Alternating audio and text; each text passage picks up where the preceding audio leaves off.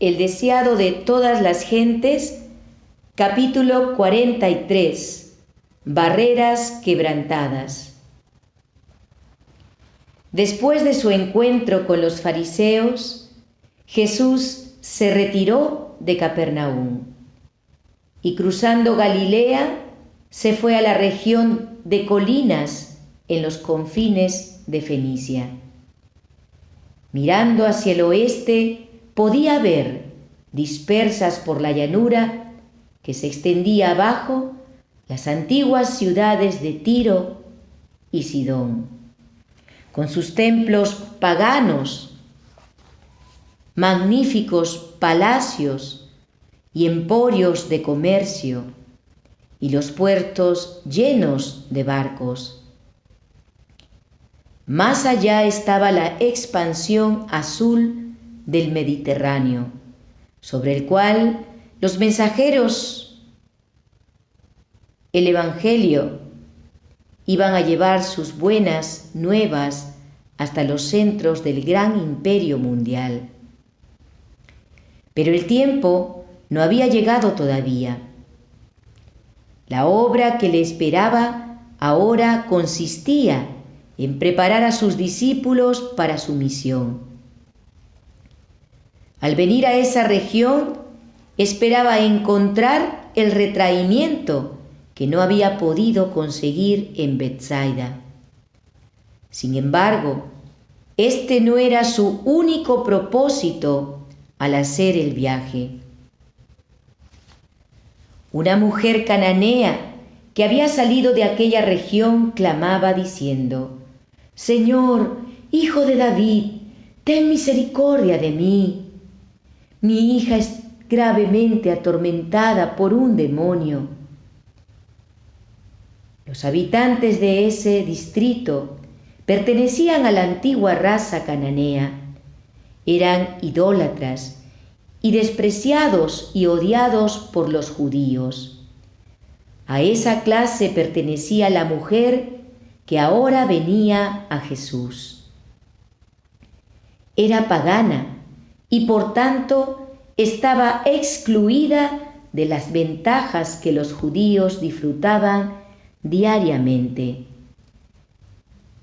Había muchos judíos que vivían entre los fenicios, y las noticias de la obra de Cristo habían penetrado hasta esa región. Algunos de los habitantes habían escuchado sus palabras y presenciado sus obras maravillosas. Esa mujer había oído del profeta, quien, según se decía, sanaba toda clase de enfermedades. Al oír de su poder, la esperanza había nacido en su corazón. Inspirada por su amor maternal, resolvió presentarle el caso de su hija. Tuvo el firme propósito de llevar su aflicción a Jesús. Él debía sanar a su hija. Ella había buscado ayuda en los dioses paganos, pero no la había obtenido. Y a veces se había sentido tentada a pensar: ¿qué puede hacer por mí este maestro judío? Pero le había llegado esta nueva: sana toda clase de enfermedades, sean pobres o ricos los que a él acudan por auxilio. Y decidió no perder su única esperanza. Cristo conocía la situación de esa mujer. Él sabía que ella anhelaba verlo y se colocó en su camino. Ayudándola en su aflicción, Él podía dar una representación viva de la lección que quería enseñar. Para esto había llevado a sus discípulos a esa región. Deseaba que ellos viesen la ignorancia existente en las ciudades y aldeas cercanas a la tierra de Israel. El pueblo al cual había sido dada toda oportunidad de comprender la verdad no conocía las necesidades de quienes los rodeaban. No hacían ningún esfuerzo para ayudar a las almas que estaban en tinieblas. El muro de separación que el orgullo judío había erigido impedía incluso a los discípulos sentir simpatía por el mundo pagano. Pero esas barreras debían ser derribadas. Cristo no respondió inmediatamente a la petición de la mujer. Recibió a esa representante de una raza despreciada como la habrían recibido los judíos. Con ello quería que sus discípulos notasen la manera fría y despiadada con que los judíos tratarían un caso tal, evidenciado en su recepción de la mujer y de la manera compasiva con que quería que ellos tratasen una angustia tal, según lo manifestó en la subsiguiente concesión de lo pedido por ella. Pero aunque Jesús no respondió, la mujer no perdió su fe. Mientras él obraba como si no la hubiese oído, ella lo siguió y continuó suplicándole. Molestos por su impertinencia, los discípulos pidieron a Jesús que la despidiera. Veían que su maestro la trataba con indiferencia y por tanto suponían que le agradaba el prejuicio de los judíos contra los cananeos. Pero era a un Salvador compasivo a quien la mujer dirigía su súplica. Y en respuesta a la petición de los discípulos, Jesús dijo: «No soy enviado sino a las ovejas perdidas de la casa de Israel». Aunque esta respuesta parecía estar de acuerdo con el prejuicio de los judíos, era una reprensión implícita para los discípulos, quienes la entendieron más tarde como destinada a recordarles lo que él les había dicho con frecuencia, que había venido al mundo para salvar a todos los que querían aceptarlo. La mujer presentaba su caso con insistencia y creciente fervor, postrándose a los pies de Cristo y clamando: «Señor, socórreme». Jesús, aparentando todavía rechazar sus súplicas según el prejuicio despiadado de los judíos, contestó: «No está bien el tomar el pan de los hijos y echarlo a los perrillos». Esto era virtualmente aseverar que no era justo conceder a los extranjeros y enemigos de Israel las bendiciones traídas al pueblo favorecido de Dios. Esta respuesta habría desanimado por completo a una suplicante menos ferviente, pero la mujer vio que había llegado su oportunidad. Bajo la aparente negativa de Jesús, vio una compasión que él no podía ocultar. Contestó: sí, Señor, pero aún los perrillos comen de las migajas que caen de la mesa de sus amos. En tanto que los hijos de la casa comen a la mesa del Padre, aún los perros no quedan sin alimento. Tienen derecho a las migajas que caen de la mesa abundantemente surtida. Así que mientras se daban a Israel muchas bendiciones, ¿no había también alguna para ella? Si era considerada como un perro, ¿no tenía como tal derecho a una migaja de su gracia? Jesús acababa de apartarse de su campo de labor porque los escribas y fariseos lo buscaban para quitarle la vida.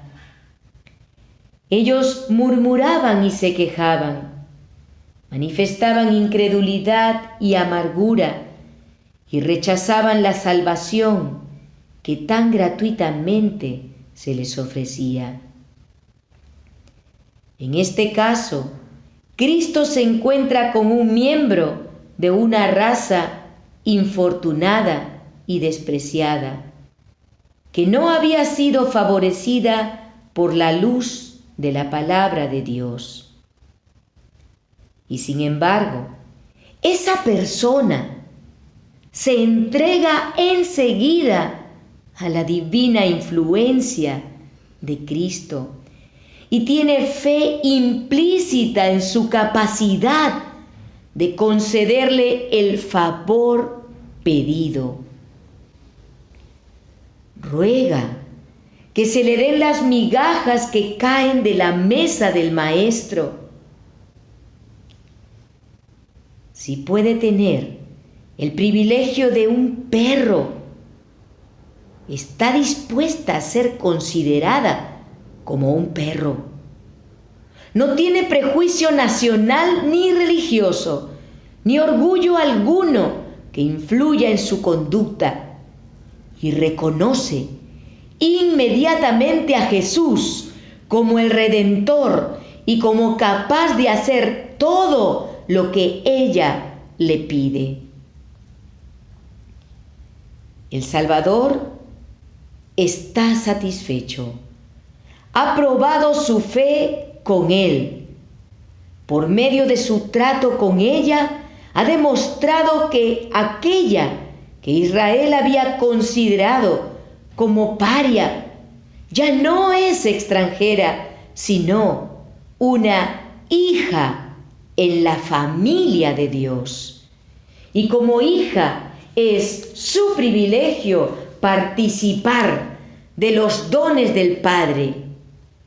Ahora Cristo le concede su pedido y concluye la lección para los discípulos.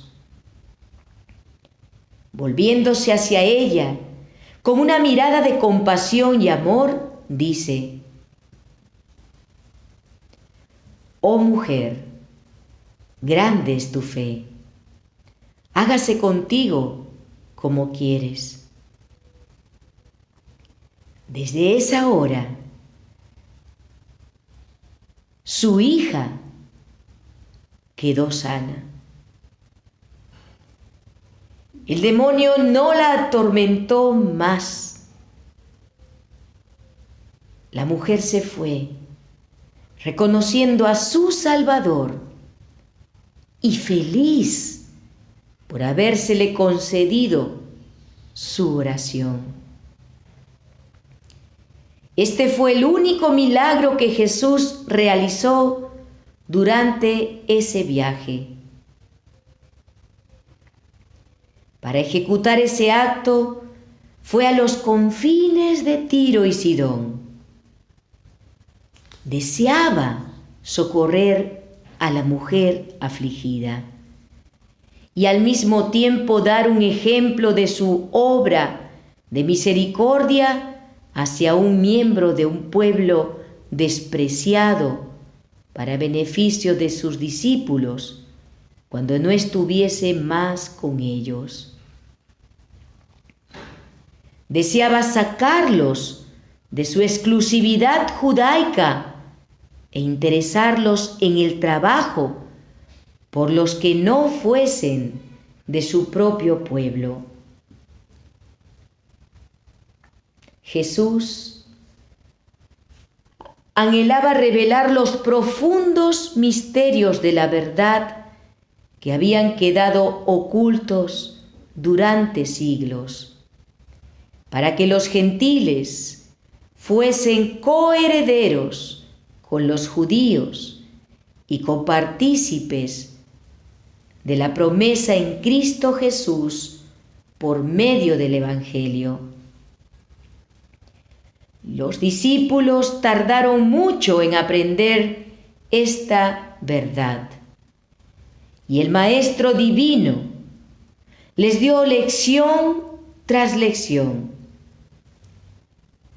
Al recompensar la fe del centurión en Capernaum, al predicar el Evangelio a los habitantes de Sicar, ya había evidenciado que no compartía la intolerancia de los judíos. Pero los samaritanos tenían cierto conocimiento de Dios. Y el centurión había manifestado bondad hacia Israel. Ahora Jesús relacionó a los discípulos con una pagana, a quien ellos consideraban tan desprovista como cualquiera de su pueblo de motivos para esperar favores de él. Quiso dar un ejemplo de cómo debía tratarse a una persona tal. Los discípulos habían pensado que él dispensaba demasiado libremente los dones de su gracia. Quería mostrarles que su amor no debía circunscribirse a raza o nación alguna.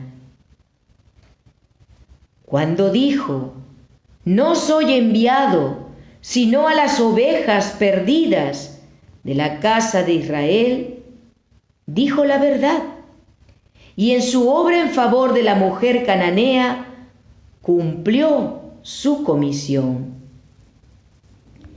Esa mujer era una de las ovejas perdidas que Israel debiera haber rescatado.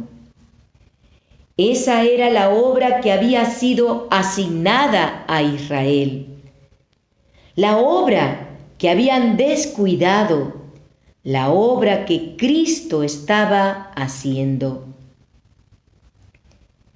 Este acto abrió más plenamente la mente de los discípulos a la labor que les esperaba entre los gentiles. Vieron un amplio campo de utilidad fuera de Judea. Vieron almas que sobrellevaban tristezas desconocidas para los que eran más altamente favorecidos. Entre quienes se les había enseñado a despreciar, había almas que anhelaban la ayuda del poderoso sanador, y quienes tenían hambre de la luz de la verdad, que había sido dada en tanta abundancia a los judíos. Después, cuando los judíos se apartaron aún más tenazmente de los discípulos, porque éstos declaraban que Jesús era el Salvador del mundo, y cuando el muro de separación entre judíos y gentiles fue derribado por la muerte de Cristo, esta lección y otras similares que señalaban la obra de evangelización que debía hacerse sin restricción de costumbres o nacionalidades, ejercieron una influencia poderosa a los representantes de Cristo y dirigieron sus labores. La visita del Salvador a Fenicia y el milagro realizado allí tenían un propósito aún más amplio. Esa obra no fue hecha solo para la mujer afligida, sus discípulos y quienes recibieran sus labores, sino también para que creyeran que Jesús es el Cristo, el Hijo de Dios, y para que creyendo tuvieran vida en su nombre.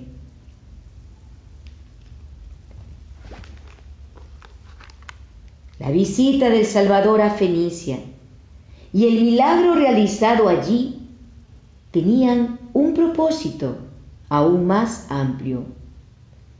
Esa obra no fue hecha solo para la mujer afligida, sus discípulos y quienes recibieran sus labores, sino también para que creyeran que Jesús es el Cristo, el Hijo de Dios, y para que creyendo tuvieran vida en su nombre. Los mismos factores que separaban de Cristo a los hombres hace más de 1900 años están actuando hoy. El espíritu que levantó el muro de separación entre judíos y gentiles sigue obrando. El orgullo y el prejuicio han levantado fuertes murallas de separación entre diferentes clases de hombres. Cristo y su misión han sido mal representados y multitudes se sienten virtualmente apartadas del ministerio del Evangelio.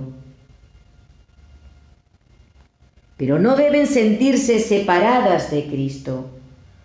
No hay barreras que el hombre o Satanás puedan erigir y que la fe no pueda traspasar. Con fe, la mujer de Fenicia se lanzó contra las barreras que habían sido acumuladas entre judíos y gentiles.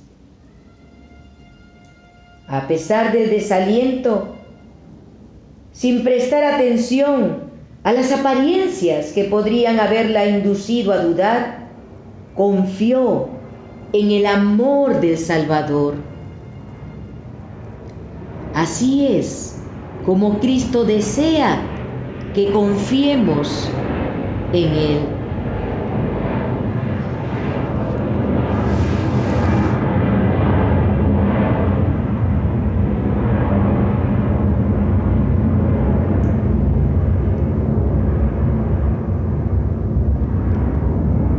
Con fe, la mujer fenicia se lanzó contra las barreras que habían sido acumuladas entre judíos y gentiles.